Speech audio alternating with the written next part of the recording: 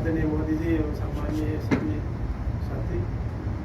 वैसे तो बोलने को कुछ रहा नहीं है, सब कुछ इतना ज़्यादा बोल दिया सबने, लेकिन फिर भी मेरा थोड़ा सा आप लोगों से सुझाव है, निवेदन है कि हमारे जो नेतृत्व है, मेरा ही मानना है कि हमारा जो नेतृत्व है वो अब दूसरे हाथ में चला गया। पहले हमारा नेतृत्व हमारे सेठ साहब के हाथ में था, बुद्धिजीवियों के हाथ में था, तो वो एक समाज के दृष्टिकोण से किस तरह से वो आगे बढ़े, उनके बारे में सोचे।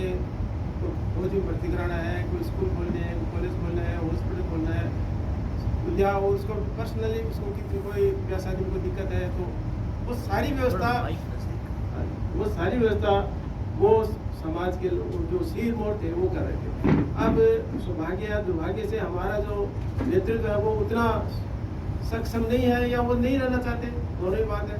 आज छोटी छोटी बातों के लिए हमें दूसरे पर निर्भर रहना पड़ता है। छोटी सी बात है, एक ट्रेन हम नहीं चलवा पा रहे हैं, दिल्ली से झुंझुनू तक शिफ्ट करता है, बड़ी दिक्कत है। एक जो ट्रेन चली थी उसका नाम भी जाखड़ एक्सप्रेस ही हुआ, वो भी यहाँ के नेताओं नहीं चला पाए। और दूसरे जो कोई इंस्टीट्यूट है, आप देखो गंगानगर से लेकर के ठेठ भरतपुर तक कोई बड़ा एक औद्योगिक कारखाना नहीं खोल पाए।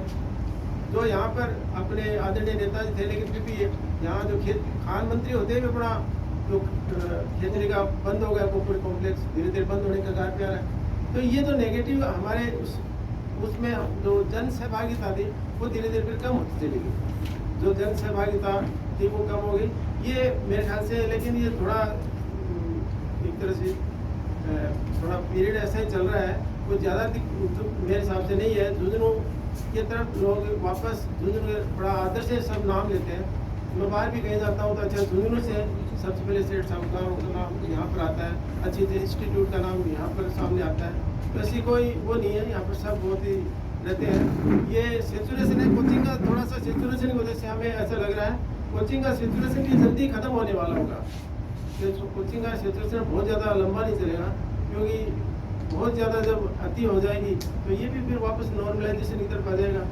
तो ये जैसे अपन जा रहे हैं सिक्कर में हज़ारों लड़के जा रहे हैं, तो 2, 3, 4, 5 साल में वापस बैलेंस पे आ जाएगा। ये मुझे नहीं लग रहा है कि बहुत लंबा चलेगा। इसलिए झुंझुनू के जो आर्थिक संसाधन है, झुंझुनू की जो स्थिति है, झुंझुनू के लोगों की जो सोच है, झुंझुनू के लोगों का जो बिजनेस माइंड है, वो निश्चित रूप से हमें आगे ले जाएगा। ये मेरा मानना है। धन्यवाद।